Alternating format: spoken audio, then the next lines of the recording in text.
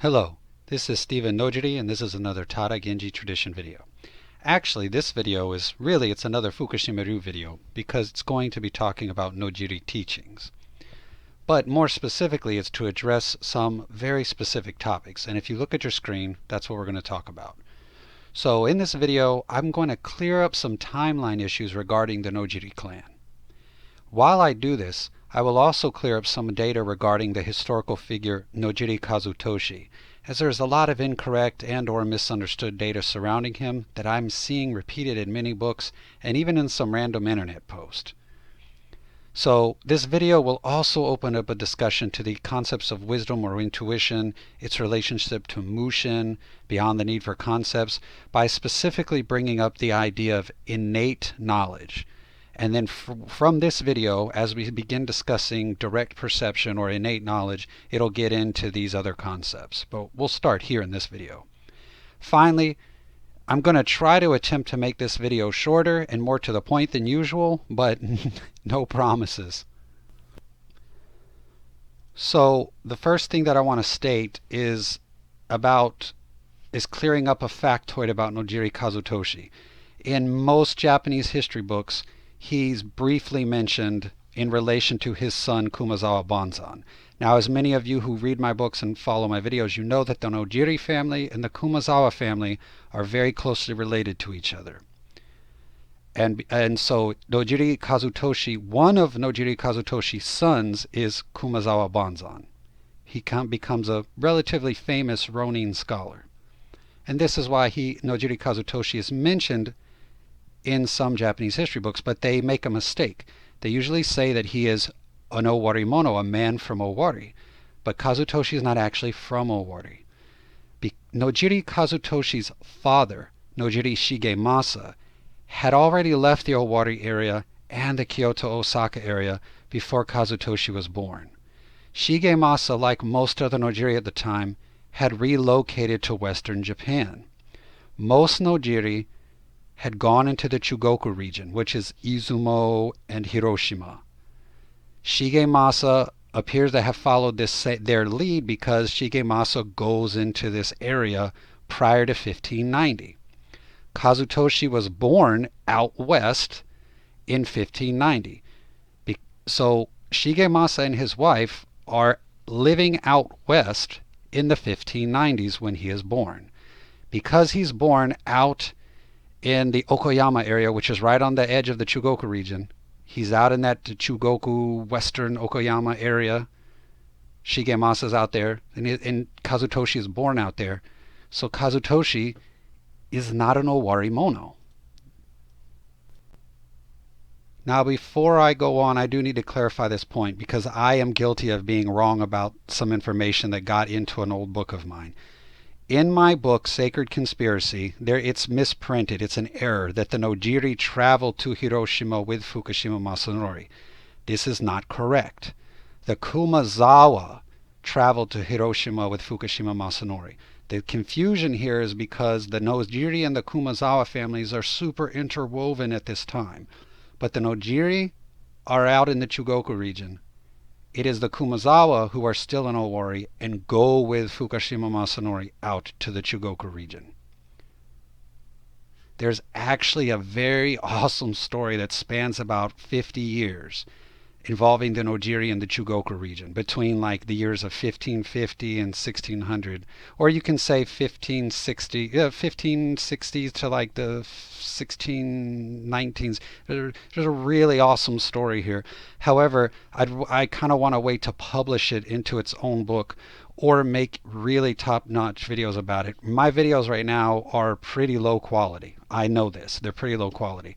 And I don't want to go into all the details of this 50-year war in the Chugoku region in real serious detail with the low quality videos. So either it'll be a book or it'll be whenever my videos get better. But I really want to get into this 50-year war in the Chugoku region that the Nojiri were involved in. There's a lot there. There's a lot there. Anyway, having said that, moving on. The Nojiri had been in the Chugoku region, engaged in this brutal, complicated series of events. At the time the Fukushima Masanori arrived with the Nojiri's relatives, the Kumazawa family. So, The Nojiri move out to the Jugoku region before the 1600s, and then when Fukushima Masanori is given Hiroshima Prefecture, he moves out to Hiroshima Prefecture, and the Kumazawa move with him to Hiroshima. And then the Kumazawa are like, hey, our relatives, the Nojiri, are already here. This is where they live. What a coincidence. So some of you right now may be asking your question, why is this video focusing on Nojiri Kazutoshi exactly? Well, the reason is this. Okay, so first off, he was Nojiri Shigemasa's son. That will become important in a later video. That'll make more sense. But he's Nojiri Shigemasa's son, or one of Nojiri Shigemasa's sons. 2. He was Kumazawa Banzan and Nojiri Kazunari's father. 3. He was a proper Ronin. And I'll do more on a future video about what is a proper Ronin versus a bootleg Ronin. But basically you have two types of Ronin in the Edo period. You have government-sanctioned, official, proper Bushi class Ronin that are government-sanctioned and approved. They have paperwork. They are proper Ronin. And then you have just random people that are wandering the country doing mercenary work that may not even be from the samurai class. They could be just farmers that are pretending to be samurai. They have no papers. They're just vagabond wanderers, really. Just mercenaries for hire with no pedigree. So Nojiri Kazutoshi is an actual Bushi class Ronin. He's registered. He has the paperwork. He's legit. He's not some unregistered commoner wandering the country as a sort of pretending to be a Ronin. Point number 4. Kazutoshi fought at Shimabara, so he saw actual combat. He became, and number 5, he then, so after being a Nojiri and from 1590 and being a Nojiri out west and then fighting at Shimabara and then being a Ronin, then he became a Confucian scholar. So, and then lastly, 6, he wrote his own documents and scrolls. Yes, Nojiri Kazutoshi actually has his own Nojiri scrolls, and I'm going to go over some of those with you in this video. But he serves as a great example of like a proper Ronin at the turn of the century. He's born out west. He's a Ronin. He fights battle. He does mercenary work. He fights at Shimabara. He becomes a Confucian scholar in his later years, and he writes Confucian text. It's classic. It's classic. So if you look at your screen, this is actually one of Nojiri Kazutoshi's writings, but this is actually a compilation of Confucian works. So this is a book that is a whole bunch of different Confucian writings all compiled into one. The red arrow is pointing to where it's saying that this is Nojiri Kazutoshi's scroll. It's quoting the scroll saying Nojiri Kazutoshi scroll says, and then the quote is encircled in red, and we're going to go through some of that quote so that you have some idea of what Nojiri Kazutoshi is writing. So like I said, it is a Confucian scroll, but it reads a lot like a Buddhist text, and that's actually because the style of Confucianism, which in China is called Wang Yangming, or in Japan is called O-yomei Gaku, or just Yomei Gaku.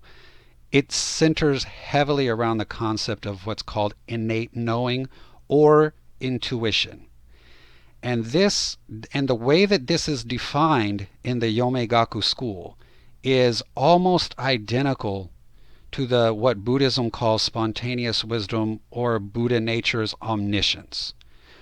Meaning that this innate knowing or intuition is a wisdom direct knowing.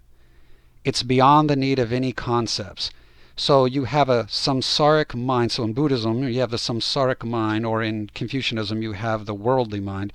You have a conceptual mind, a mind that requires thinking, a mind that requires thinkings, feelings, calculations. It requires computation in order to engage with the world.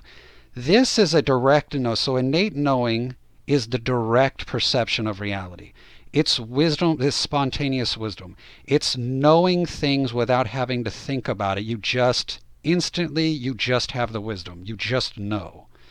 And this is a spontaneous direct knowledge that is called the true mind, or Buddha nature, or primordial wisdom, or spontaneous wisdom in Buddhism. And like I said, it experiences directly. No need for thinking, no need for feelings, no need for contemplation, no need for any of the mental processes. There's no internal voice, there's no internal dialogue. You're not talking to yourself to come to a conclusion. It's just instantaneous, spontaneous, direct knowledge of a thing. And that's called the innate knowledge or intuition in this school. Now, the O-yomei Gaku School uses a lot of the same ideas and language as Buddhism, as I said in the previous slide. And there are a few points in history where the school's actually accused of being Buddhism in disguise. Like, yeah, you guys are pretending to be Confucians, but you're actually really Buddhist because you're saying the same thing as the Buddhists. So they've been accused of that. Through history, they've been accused of being Buddhism in disguise. But anyway, let's move on. So we're going to do the first part of the sample from Nojiri Kazutoshi scroll. So it opens with, wisdom is the perception of nature on a spiritual level. Or you can say wisdom is the spiritual perception of nature.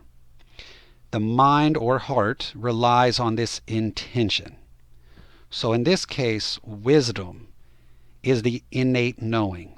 That is knowing via direct perception, not through thinking, not through concepts, not through any kind of computation, but just spontaneously knowing.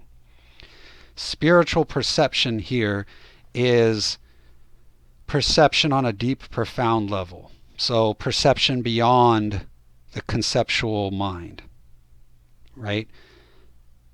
A perception of anything's nature. So anything that can appear and exist can be perceived either through concepts or be perceived directly.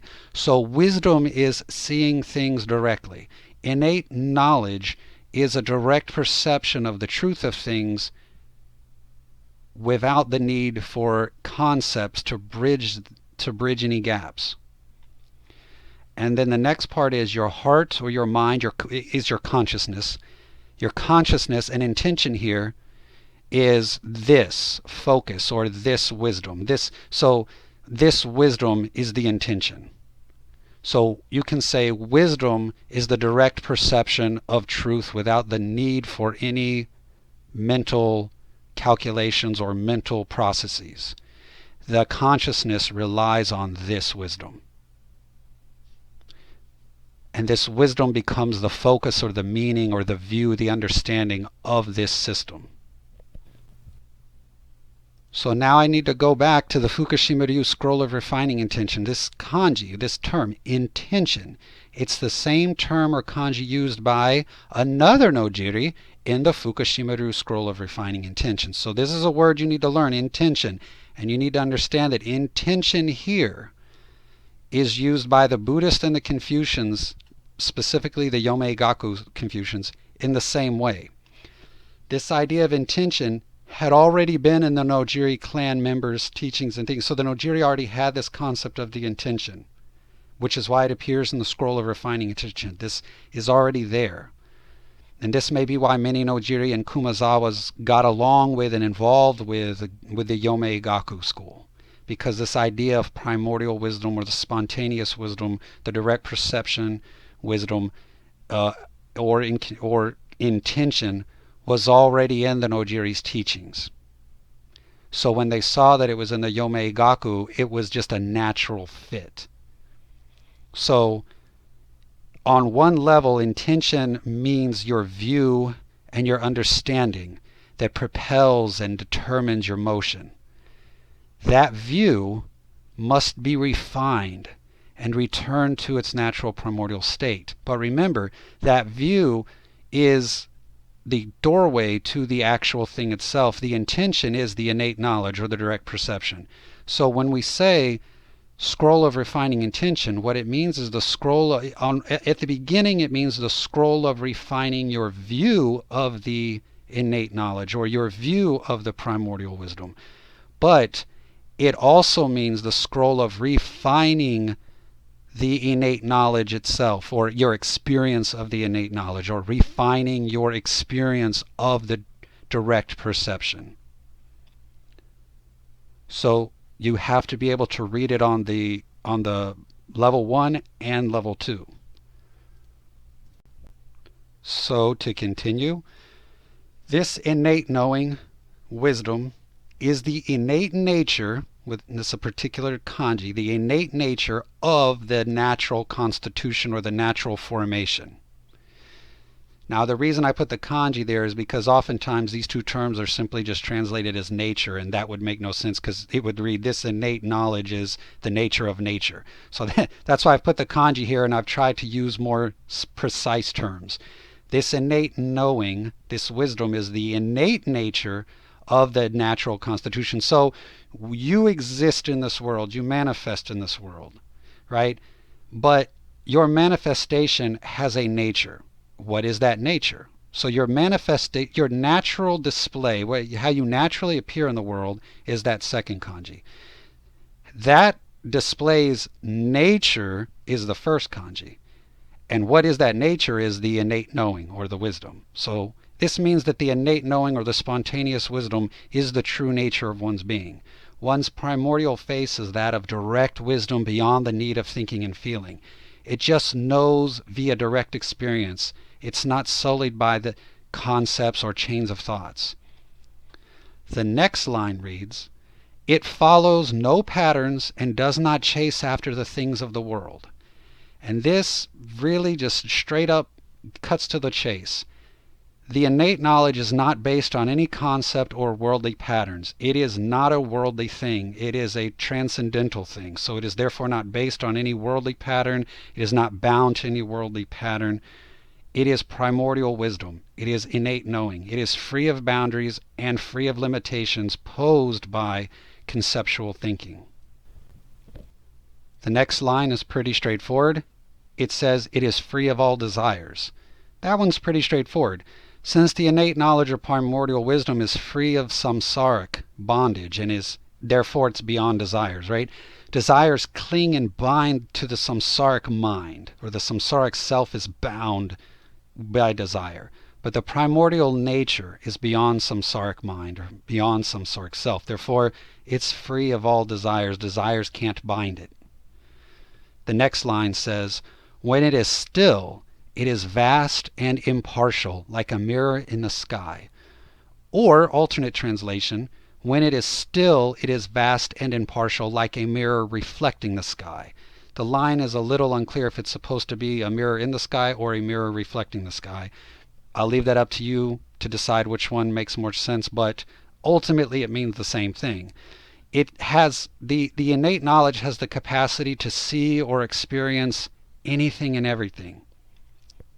Anything and everything, all without becoming entangled or bound to any of it. It experiences truth via direct perception, not concepts or metaphors. It does not need to be entangled in any procedure to experience truth or direct reality. So as many of you know from, maybe you know from outside sources, but even if you've just been watching my videos and reading the books, a lot of the Buddhist quotes that appear in Kusunoki Ryu, Fukushima, Tada Genji, they oftentimes use this very standard Buddhist metaphor of the primordial mind being a mirror reflecting anything impartially. So that same idea of the mirror reflecting the entire universe impartially is used in this school as well. So again, it's a Confucius school, but it's using Buddhist teachings.